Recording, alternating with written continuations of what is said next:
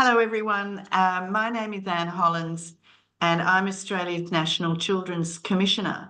And it's my great pleasure today to be here to open up the webinar for the Future Healthy Countdown 2030, from passive trickle down to active participation for improved health and wellbeing of children, young people, and future generations. I'd like to start by acknowledging that I'm on the lands of the Camaragal people of the Eora Nations and pay my sincere respects to their elders, past, present, and emerging, and to all First Nations people joining this webinar today. As one of the richest countries on the planet, in Australia, children and young people should be thriving. But this is not the case. For example, 1 in 6 children still live in poverty, and 2 in 5 young people experience a mental health disorder. We trail other rich countries on educational outcomes, and sadly, we're still locking up 10-year-olds when other countries are progressively closing their youth detention centres. If a healthy future for children and young people is the goal, the Future Healthy Countdown offers a pathway to make it happen. It's an initiative led by young people, Aracy, Murdoch Children's Research Institute, and Vic Health. The countdown offers a targeted national framework for measuring progress on Australian children and young people's health and wellbeing through 7 interconnected domains that need to be adequately resourced in order for children and young people to thrive. Each year until 2030, the countdown brings together evidence in Australia's leading medical journal, the Medical Journal of Australia, MJA, by diving deep into one of the 7 connected domains. The goal is to identify policy priorities and track progress on how we are or aren't supporting future generations to thrive. This year, the Countdown Supplement focused on the importance of participating for children and young people's health and wellbeing. Many societal issues uniquely affect children and young people, and yet their voices are overlooked in decisions that directly impact them. Empowering young people and children to participate in various forms across their childhood, this can improve their health and well-being. But importantly, it also is how we can build better policy to meet the needs of children, young people, their families and communities by listening to the things that matter most to children and young people. We're now going to hear from some of the fabulous authors from this year's supplement who will be speaking about their papers. It's very exciting to have them here, and their work is outstanding, but you'll get a little bit of a taste of what they've written today. You can add your questions to the Q&A box at any time throughout the webinar, and at the end, we're going to have a panel discussion, and we're going to draw on the questions you've posted. So if you want to like the questions posted by other people, we'll look at prioritising the questions that get the most votes. I'm now going to pass over to Kevin Kapeke, the Countdown's lead author, so the lead for the participating domain. He's also an author, and he's going to be the MC for the remainder of the webinar. And before I sign off, I just want to give a big congratulations to everyone involved in Future Healthy Countdown 2030. Thank you. Fantastic. Thank you, Anne, and I hope everyone can hear me. Of course, we're so fortunate to have yourself and your leadership as a National Children's Commissioner and as the dedicated voice for children. It's wonderful to have Anne's guidance on the countdown and to also be a co-author with her on this year's supplement, on this year's editorial, alongside another colleague, Dr. Susan Mowry. But we're not here to talk about the editorial, but I do suggest you can give it a read just to get a better better understanding or a summary of what's in this year's supplement. I'm Kevin Kapeke. I am here as one of the authors on this year's supplement, leading the youth-led paper on participation. An important quality, I think, to start off with about the Future Healthy Countdown 2030 is the project's commitment to embedding active participation of young people in its overall governance structure. This year, we've been so fortunate to have so many exceptional young people involved across all papers, in particular the youth-led paper, which I co-wrote with 9 other young people, one who you'll hear from a little bit later during the Q&A. And as a reminder, as Anne said, should you have a question, please pop it in the Q&A function down the bottom, and we will address them during that Q&A. To start off, though, I'll just give you a brief on our paper, Youth Voices, Healthy Futures, the rationale for lowering the voting age, and all of those names are the names of the wonderful young people and senior authors who supported us in the effort to get this piece across. So our paper explores the intersection of youth participation, health, democracy, and policy, with the focus on lowering the voting age to 16. The right to vote is more than symbolic. It is a chance to influence policies that directly affect young people's health, well-being, and future opportunities. The paper investigates how political participation serves as a social determinant of health. It examines the exclusion of young people from the democratic process and the broader implications for health, well-being, and policy responsiveness. Drawing on historical precedents going back years ago, several years ago, international examples, and Australia's own policy landscape as we exist in it now, the paper positions voting not only as a democratic right, but as a strategic tool to to improve public health outcomes. So our paper, some of our findings included, number one, political exclusion does harm youth health. Excluding young people from voting perpetuates health inequities.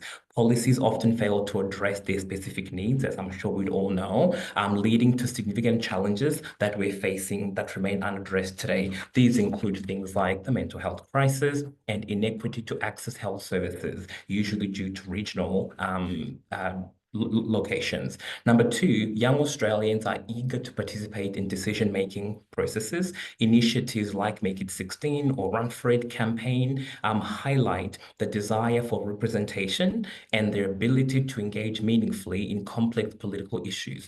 However, traditional political systems have overlooked and undervalued these voices. Essentially, these young people are not on the ballot. Number three, expanding voting rights has historically resulted in health and social benefits. Countries like Austria and Scotland, through the Make It 16 research, demonstrate that 16 and 17-year-olds can actively and responsively participate in elections, shaping policy, shifting the narrative, and driving social change. The paper's findings, we believe, are profound and have profound policy implications as well. This includes, again, lowering the voting age would empower young people to influence policies that directly affect their health and well-being. This move would align with Australia's commitment to equity and participatory democracy. Integrating young voices in the democratic process would also compel governments of all kinds, obviously left and right, to prioritize long-term health and social policies, countering the influence of short-term election cycles and commercial interests. And three, to ensure a smooth transition, the paper recommends robust civic education, which is a bit of a clue as to what the next supplement next year will focus on, targeted outreach and supportive measures to engage young voters. This approach would enhance democratic participation and foster lifelong voting habits, which is a good thing. So to conclude on our first perspective, lowering the voting age is not just about expanding democratic rights. It is a bold step towards a healthier, more equitable society. By empowering young people to participate in shaping their futures, we can drive policies that promote collective well-being and strengthen our democracy. That's our paper. To speak on the next paper, I will hand over to Jerry Redmond. If you can unmute and show yourself. Jerry's team worked on a paper that's called Wellbeing, Participation and Connection in the Middle Years. So that next stage to engaging young people, and Jerry worked with Professor Sharon and Tim Moore to tell us more if Jerry is here. Hi there. I need someone else to show my picture, my video. I can't do that myself.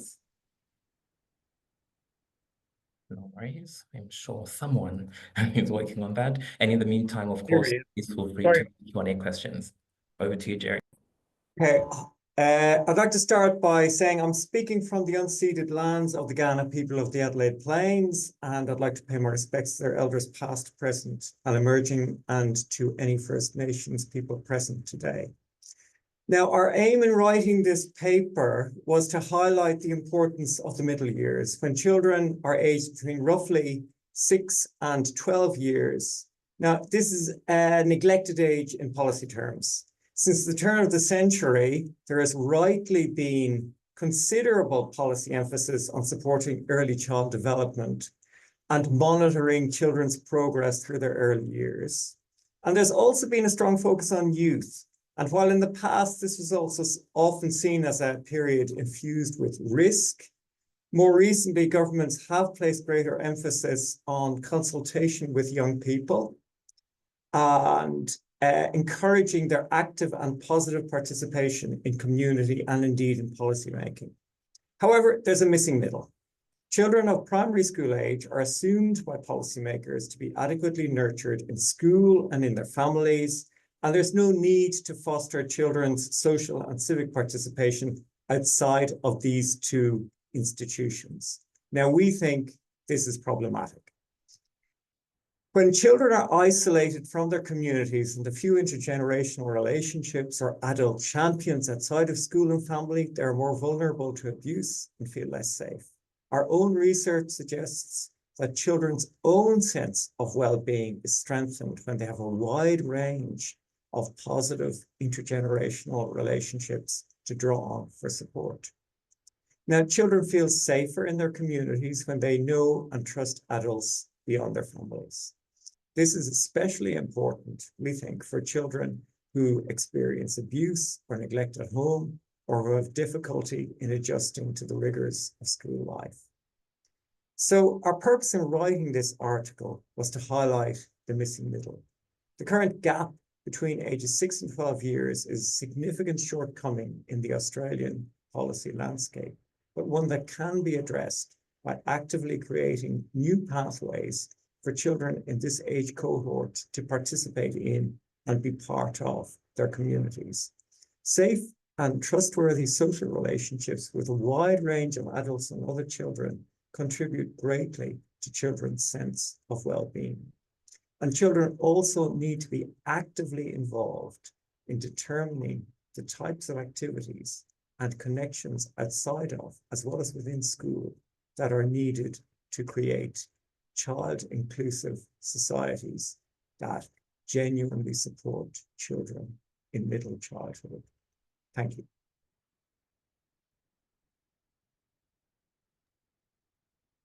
Thank you.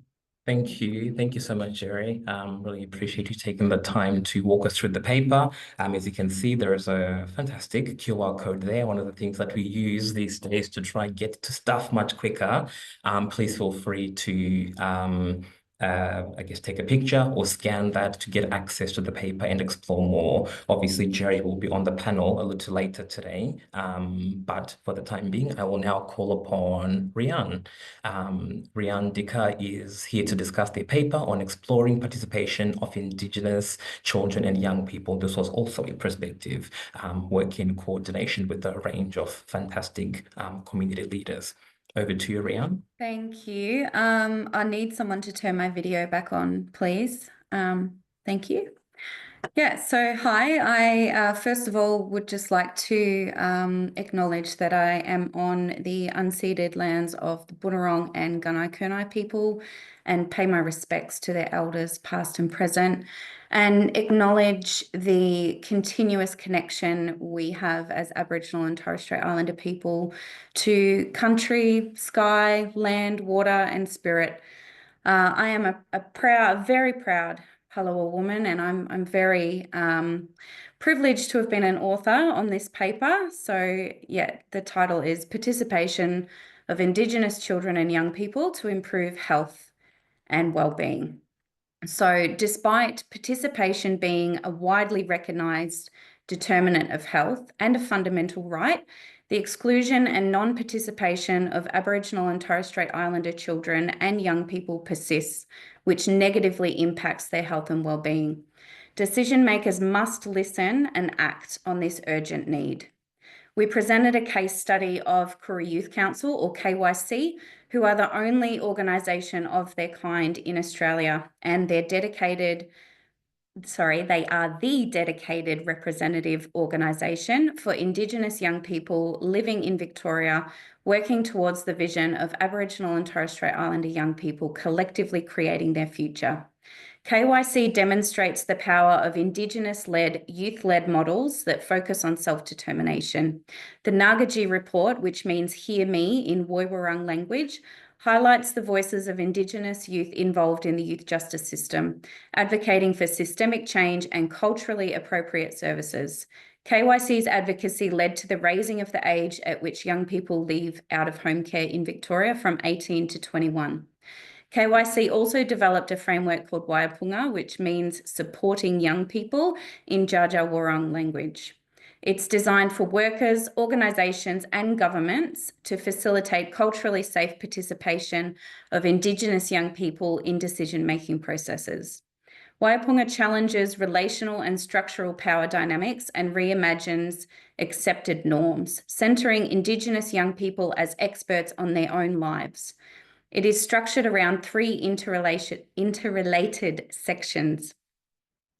Values, which lay the foundational principles on how to respect Indigenous young people.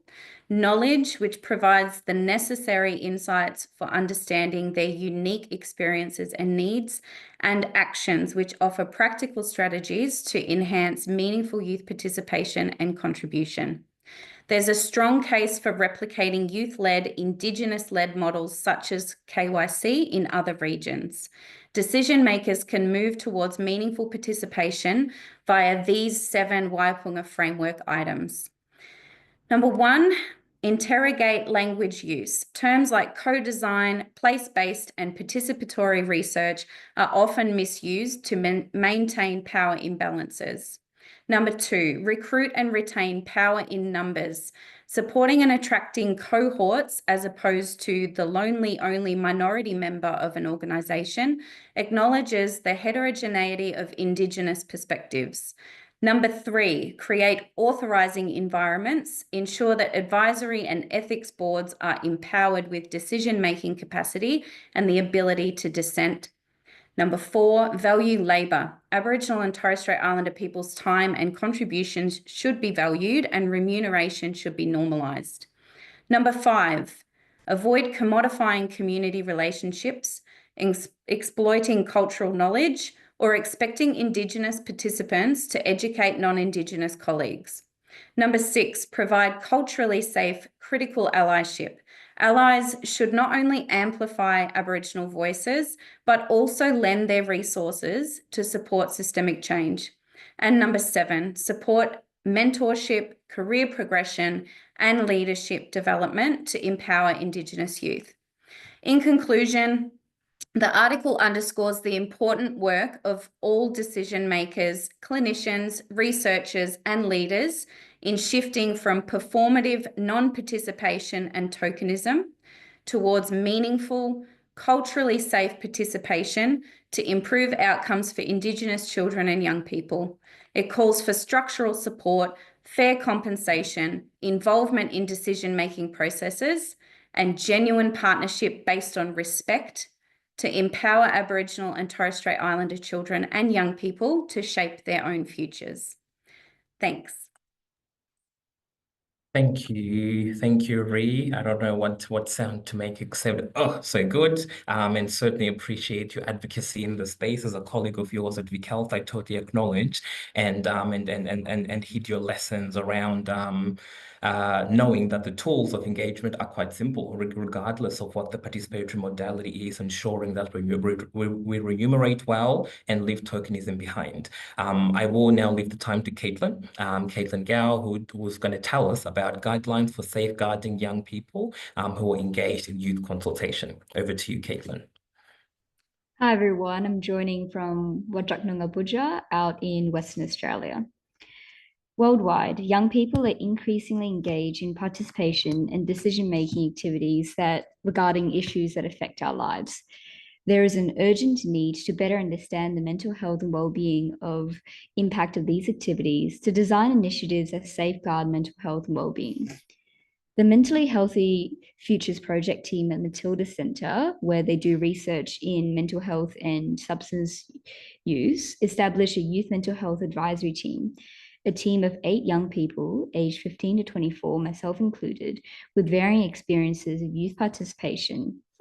We provide a strategic direction on this project, and 5 of us co-authored the scoping review and guidelines, which I will be talking about today.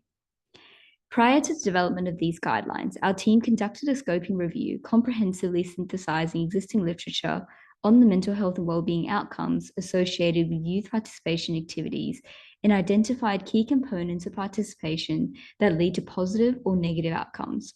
We then translated our scoping review results into these guidelines, summarizing evidence-based recommendations for designing and implementing youth participation initiatives that protect the mental health and well-being of young people involved. The guidelines include 23 recommendations addressing the following main areas. 1, we need to prioritize clear and respectful communication with participants from the outset. We need to be transparent about the scope of the activities to reduce burnout and overcommitment, and we need to define how contributions will be acknowledged. 2, we need to create safe and flexible practices for young people. 3, we need to facilitate social and emotional support. We need to offer debriefing, especially where young people have been asked to draw on adverse lived experiences like that of mental ill health. 4, we need to empower meaningful and impactful participation, where young people are updated on progress and impact resulting from their participation, and young people are supported to engage in shared decision-making with adults, and where relevant, directly advocate to and engage with stakeholders. 5, we need to provide relevant and supported opportunities for young people to learn skills and practice them in a safe and empowering way.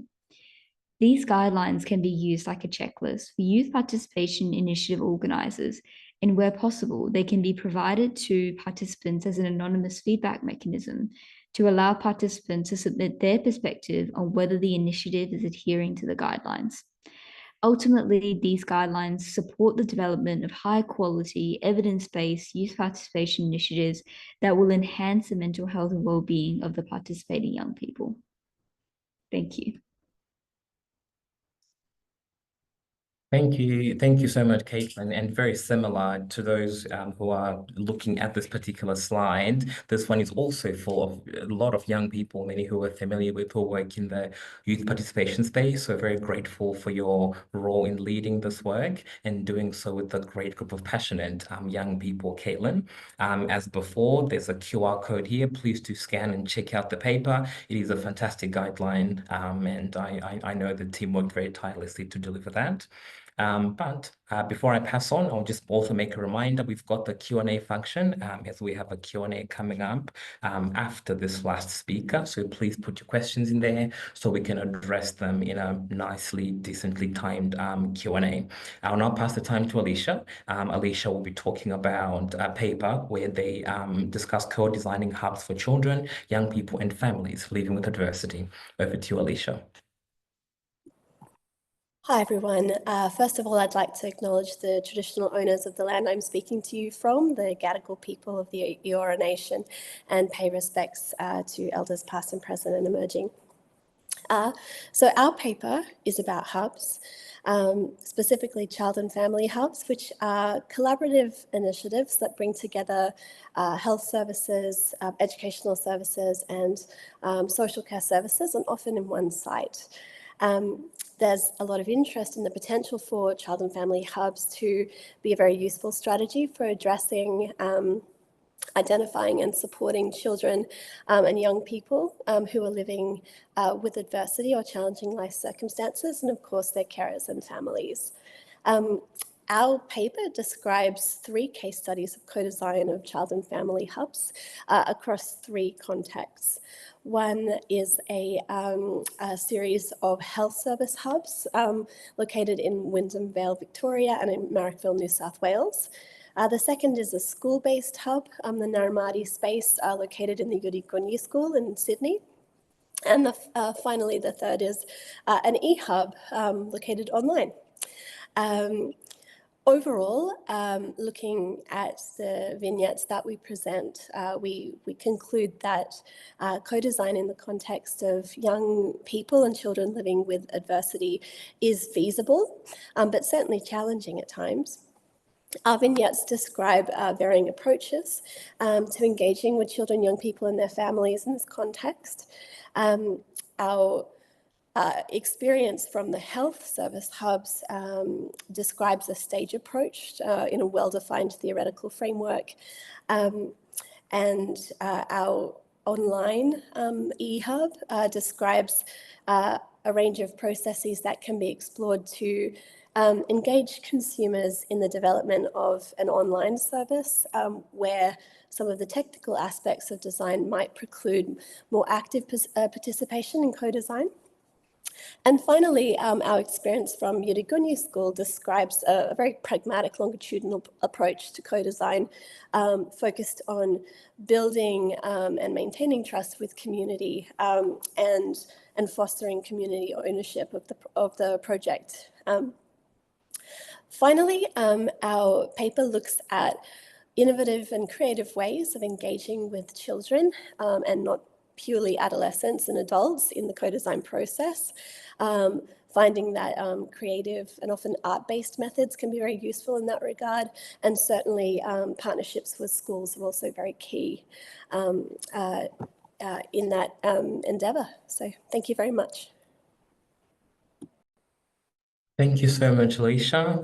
We'll give people a chance to once again scan the QR code on your paper, which I know we'll explore even the Q&A as well. With that being said, I think we'll stop sharing screen and we'll ask our presenters today to return, potentially unmute yourself and show your video so everyone can see your beautiful faces, and then we'll get into this Q&A. Fantastic. Thank you, Rian and Caitlin. I think we just have one more person to go. This is planning.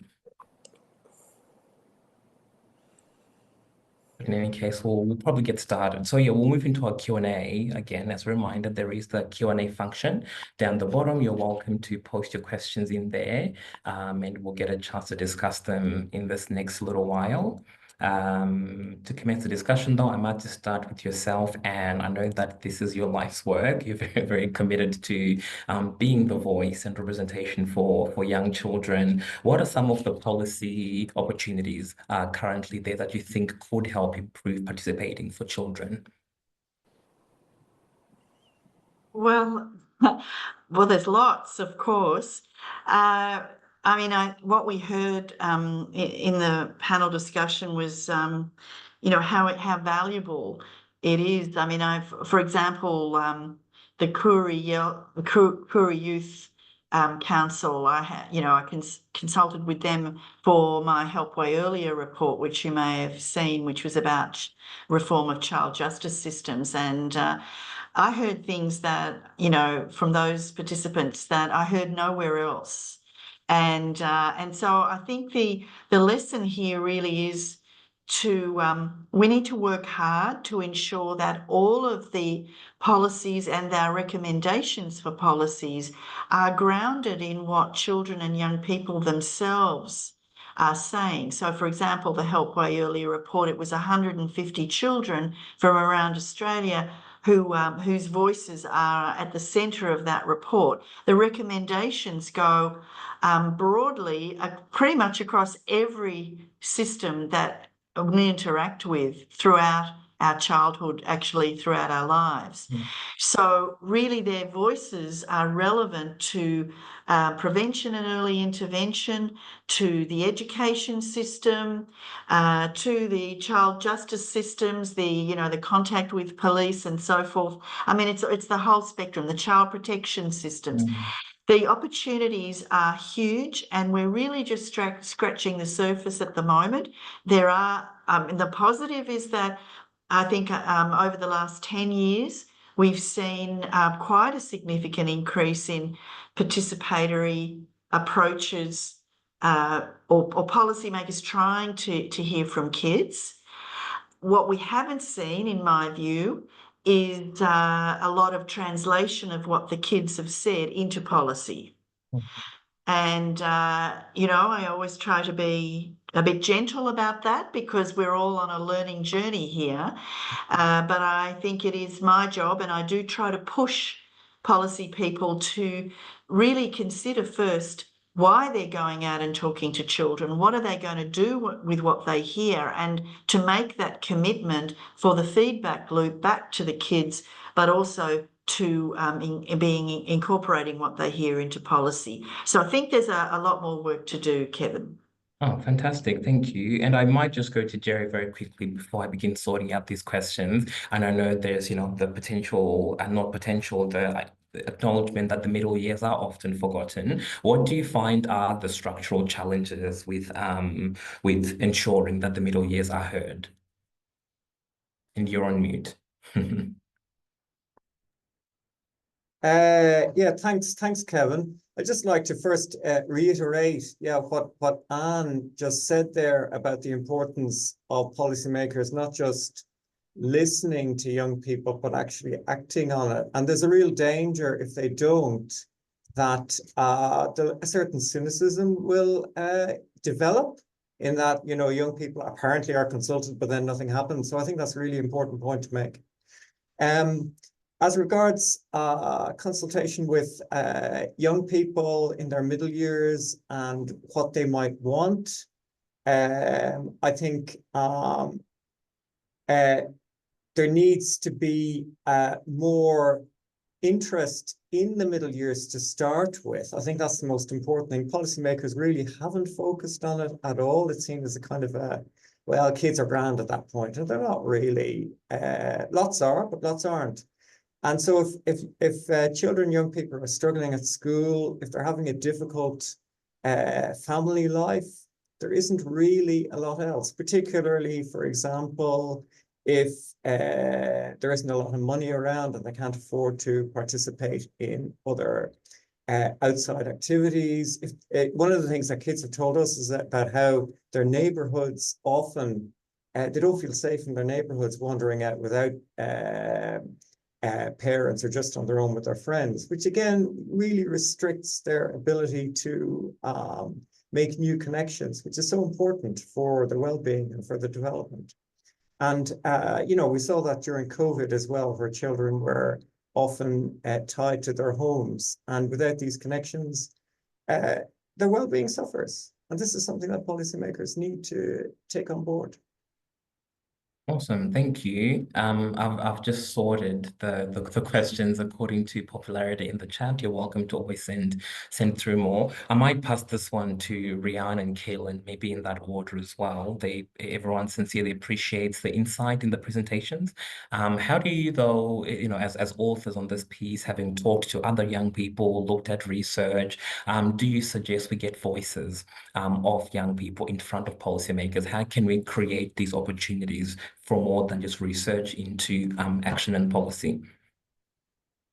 Yeah, it's a very good question. I think we need to be creating more spaces to hear what young people have to say. But I think, in government spaces, in organizational spaces, we need to be going out to community. We need to be actively engaging with young people because very often you'll see the relationship can be quite one-sided. There's not a lot of going out and meeting community where they're at. I think that would go a long way in building trust and strong respect-based relationships. Yeah, I think just going and meeting with young people for the sake of going and meeting with young people, not to get anything out of them, not to be transactional, but just to hear their voices. And yeah. Yeah. And before I go to Caitlin, I suppose I'll just add, does it appear to you like this understanding of intersectionality is a problem for policymakers to understand that not all, sort of one size fits all, not all young people are the same? Aside from the usual difference in economic standing, difference in where we live, difference in understanding of, of health and things like that, does it come across that there's a good understanding of intersectionality among decision makers? No, in my opinion, I don't think it is very well understood, that intersectionality. I think that's a really good point. Yeah, it's not a one size fits all. We're not all the same. And especially as Aboriginal and Torres Strait Islander people, we often tend to all get lumped together. And there's a lot of tokenism in, one person will share their lived experience and their ways of knowing, being, and doing, and then that can be often sadly applied to the whole of Aboriginal and Torres Strait Islander Australia, which is not true. We're all individuals. We're all very different. There's a lot of diversity in Aboriginal and Torres Strait Islander culture. And yeah, that intersectionality is a big thing for a lot of us. And no, I don't think it's grasped very well yet. Awesome, thank you. And over to you, Caitlin. How can we get more of these young people in front of policymakers? Yeah, so one of the guidelines that we've written, one of the recommendations is that we need to create opportunities with appropriate support and mentoring for young people to directly advocate to and engage with relevant stakeholders. And we actually did find evidence during our scoping review that not doing this can lead to harm for young people. One of the biggest things that in this space is, like Rianne was saying, that we need respectful relationships between the stakeholders and the young people that are being consulted. One of the important things that I found in my experience is actually for the adult allies to come in human form. By that, I mean, not the uniform, not the fancy clothes that we're wearing today, just be casually dressed and have a name badge that just has your first name and your pronouns on it. That way we kind of reduce some of that hierarchy and like it's the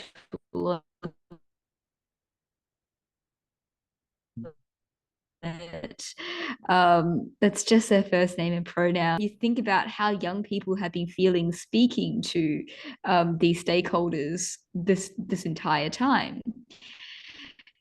And when we have those discussions, I think it's important to just go from a blank slate. Forget about how things are or how things need to be. Just have a conversation about how we imagine things from the young perspective and what the ideal would be. Once you've collected that information from young people and on what young people imagine the ideal to be, when you're trying to implement that, of course, there's going to be resource restraints and all of that. But when having that conversation, it's important that we don't shut young people down and say, oh, no, we can't do that. Oh, no, that's not practical. Oh, no, we can't fit your ideas into how things are currently. This is the way things have always been. This is how we expect things to be. And if you're suggesting anything more than a minor little tweak to our current paradigm, then we can't do it. Well, that makes young people feel disempowered. So I think the important things in this space would be coming as yourself, as a human first, before you are a professional, before you are a senior, before you are someone in a position of power, and really coming with an open mind and being prepared for there to be massive changes, because that's what you're here for. That's what you're consulting us for. Awesome. Thank you, Kaylin. I've just gone back to the chat box, and there is a question here that I'm just going to open up to the floor. And welcome, planning. What action as authors of the Future Health Countdown 2030 do you think we can take about the proposed Queensland government's legislation, adult crime equals adult time, that has been criticized by the UN Children's Rights Commissioner as infringing children's human rights? Any thoughts?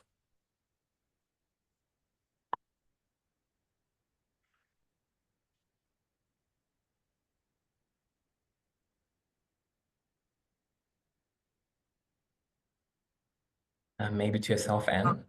Well, it looks like Jerry's got his mic on. Did you want to say something, Jerry?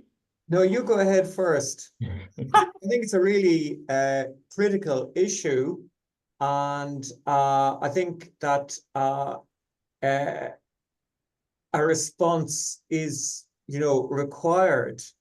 I'm wondering what's the best way to do that, and in order to get some kind of effective movement on it. And maybe, Anne, you've got better ideas around that. Thanks, Jerry. So can you just remind me what the questioner was wanting about in terms of what's happening in Queensland? Just the question again. Yeah, so this is the proposed legislation, adult crime equals adult Yeah. time. It's been criticized, obviously, by Yeah. commissions like yours. What should we as authors, what action can we take? What can we take? Yeah. Okay. So look, the short answer, this is obviously a very long story. I've just spent 2 years working on child justice reform for the Help by Earlier report. We're writing a submission today. They gave 2 days or 2 or 3 days to provide submissions.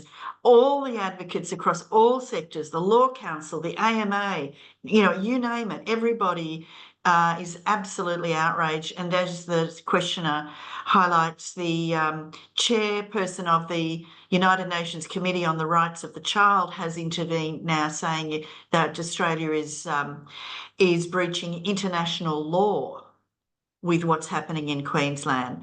She also intervened on the lowering of the age in the Northern Territory. So we are now getting significant negative international attention, as we should. So the thing is, what can we do? My view today is that these are political. This is all political. They're not looking at the evidence. They're not listening to kids or families. They're not listening to any of us, right? They're not paying attention to the international evidence of what prevents crime by children. So that everything they're doing is actually just going to increase crime by children. It's an absolute outrage, but it's political. And so I think this requires political action by us. And so what each of us can do is go and speak to our local member of parliament, our federal member of parliament, for example, if you're not in Queensland you can do both, but your federal member of parliament, and to say, what is the Commonwealth government doing to uphold and protect the human rights of Australia's children? Because they are not doing it. And that's what the UN has now said. And we need to tell them it's not good enough. Okay. So I think it's something that each of us can do, obviously through our organisations or peak bodies. If we have that channel for advocacy, we can be doing that. We can be using social media.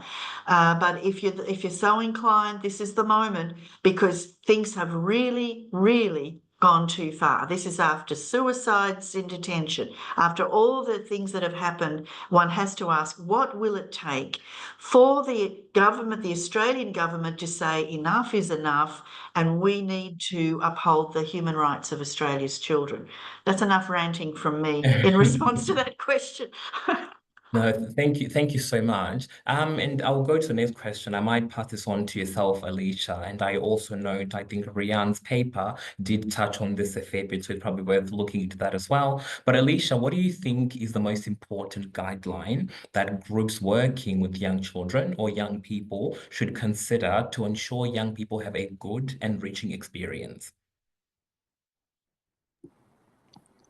Hi, Kevin. Thanks so much for that question. I must confess that I actually am not really well versed in the range of guidelines per se that are available for those looking to, work with children and hear the voices of children, etc. So I might pass over to Rian, who I think will probably have more insights in that regard. Yeah, no worries. So you just wanted to know which guidelines were Yeah, particularly when engaging young people to ensure they have a good enriching experience, and specifically looking as well at transition point, on child protection orders to adult, support services, etc. Yeah. So yeah, we touched on some of the guidelines in the Waipunga framework. I would say maybe a couple. Valuing labor, I think, is a big one, because oftentimes we see children and young people, and especially Aboriginal and Torres Strait Islander people in general, not just children and young people, asked to come and sit on panels, be part of steering committees, planning days, and we are just expected to be grateful for the invitation.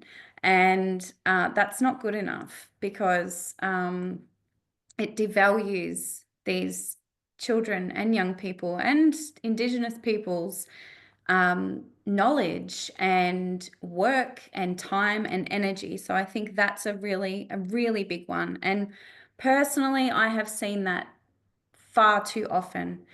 And then they might be offered something like a $50 Coles voucher. That's not good enough, in my opinion. None of us would get out of bed for a $50 Coles voucher. We need to be remunerating people properly, and doing something with the work that they put in. Avoid what we see often. We'll get people's knowledge and their lived experience and their voices, and then it doesn't go anywhere. That's really disheartening when you are that child or young person, because it makes you feel like your energy was spent for nothing. So I think that's a really good guideline. The other thing, creating authorizing environments, give people decision-making power, give them the ability to dissent. I think that's really important. People need not just to have a voice, but to be empowered and to have that autonomy and decision-making power. We often don't see that in children and young people, sadly. So I think that's another really important one. And then, so 3, sorry, supporting mentorship, career progression, and leadership development. We need to be empowering these young people. They're our next leaders. They're our future elders. We need to be giving them opportunities to grow and to develop and empowering them. Awesome, thank you. Thank you so much, Rihanna. I might bring this next one to planning and Alicia. So how can we best engage with children and young people living with adversity on issues that matter most to them? So we're not just hearing the voices of those who are privileged. Yeah, Kevin, I think a lot of what I think the other panelists have also talked about is a system change or mindset change in the way we carry out this concept of a seat of a table or bringing people on to a project. And I think that when we're trying to engage with people that live with adversity, the first thing is to reach out to them, not get them to, come forth, because that's not possible.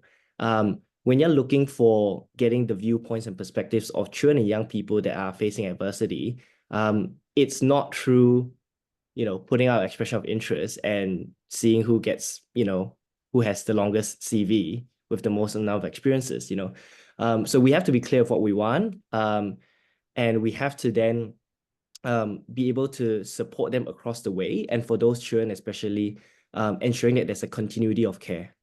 So I think that's really important. Yeah. Thank you, Alicia.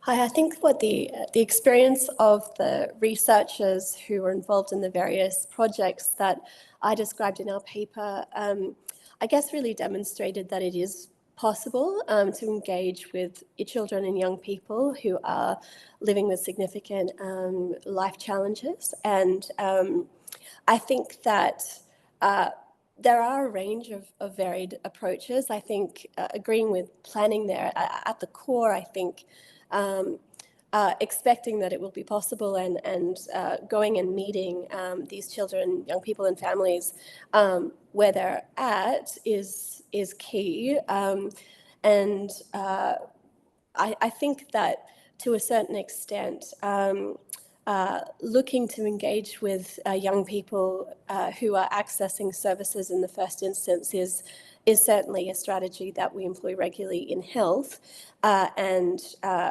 is a valid strategy, of course. You know, for example, the co-design processes that our health hubs are utilised, you know, looked to speak to children and young people and families who are in waiting rooms waiting for speech pathology or a pediatric review or, you know, or nursing assistance in a community health setting, etc. But I think that the broader experience of our authors from other projects, and particularly the Yurigunyi Naramadi Space Project, is that for some children and families who are living with very, very significant adversity, we know that health and support seeking is sometimes impacted, and we may not even be meeting those with the most significant challenges, you know, in the waiting rooms of our health centres, for example. And I think that's where partnerships with education are really, really important, because our experience has been that even for young people and families who may not be getting along to a pediatric appointment, they're probably still having some engagement with their local school, and that's where I think those partnerships are really, really valuable.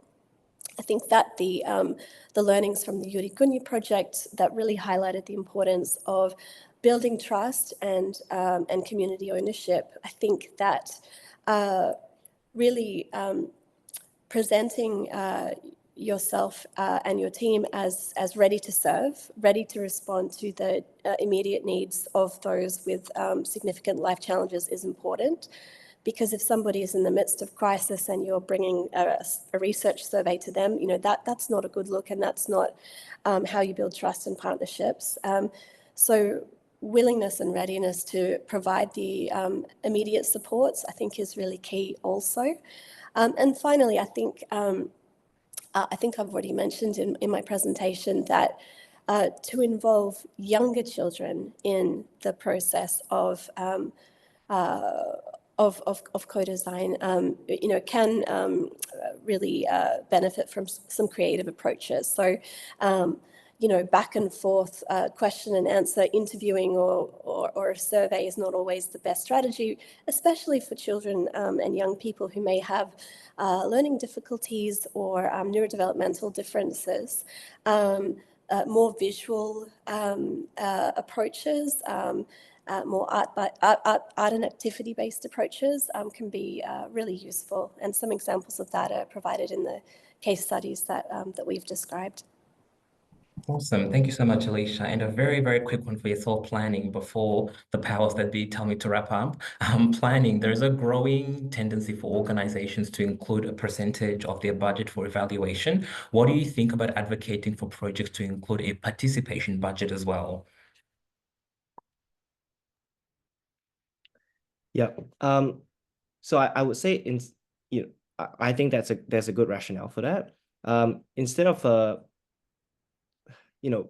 being kind of too prescriptive about it, what I will say is that with children and young people, it's important to ensure that there is capacity building, to ensure that they can contribute in a meaningful way. Oftentimes that might mean that and especially if you're getting children and young people to kind of lead the conversation, that there might be there might need to be room for navigation.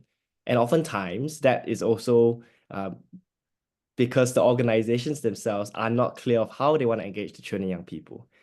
So what we then have is quite an extended conversation and extended kind of working process. So I believe that there should be budget that accommodates for those situations, because it has happened before where I've worked with I've had an amazing time working with the Vic Sports kind of youth engagement strategy. And we had, meetings where we completely changed the way that we wanted to engage with other children and young people, because we were, and if there was budget constraints, we wouldn't have been able to get to where we did end up with, which I thought was a really meaningful kind of project for me. Yeah.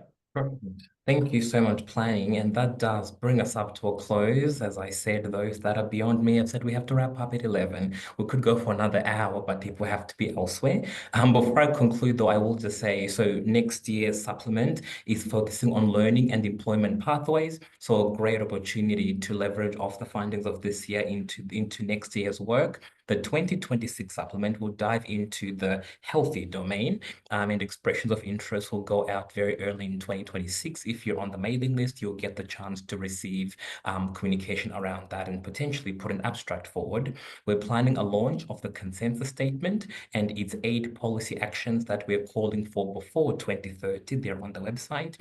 If you scanned those QR codes, you will see those as well. The anticipated to be scheduled following next year's federal election, whenever they call that. Lastly, I would like to thank ARACI, Murdoch Children's Research Institute, and Vic Health for making Future Healthy 2030 happen. A big thank you to all of you for taking your time today. All of the questions in the Q&A will be answered and sent through as a transcript for those who are keen to see the answers from the authors on all of those.